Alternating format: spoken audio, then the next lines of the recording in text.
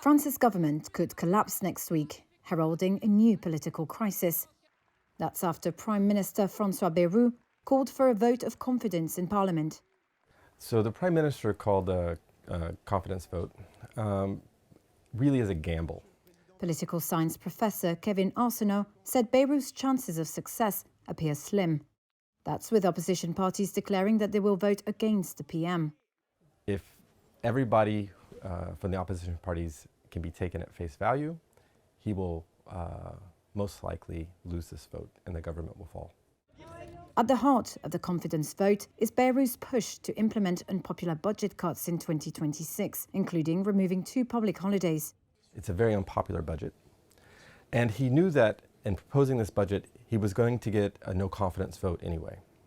So his gamble was to essentially call a confidence vote so he could try to see if he could force the other actors in the opposition parties to negotiate with him. Despite the turmoil, President Emmanuel Macron has ruled out snap elections if Bayrou loses. Instead, he might need to appoint a new premier, potentially from the centre-left. But Arsenault said finding enough support for a new premier to pass a budget would be difficult. The major risk here is instability, that there's not a government in place to pass a budget, which must be passed by the end of this year, or we're not sure, we'll be in basically uncharted territory here in France. Now, there's no easy solution here because based on opinion polls right now, if the president were to dissolve parliament and hold elections, it's unlikely that things would change. It's most likely that you would have a parliament that is essentially the way it is right now, which is to say no majority.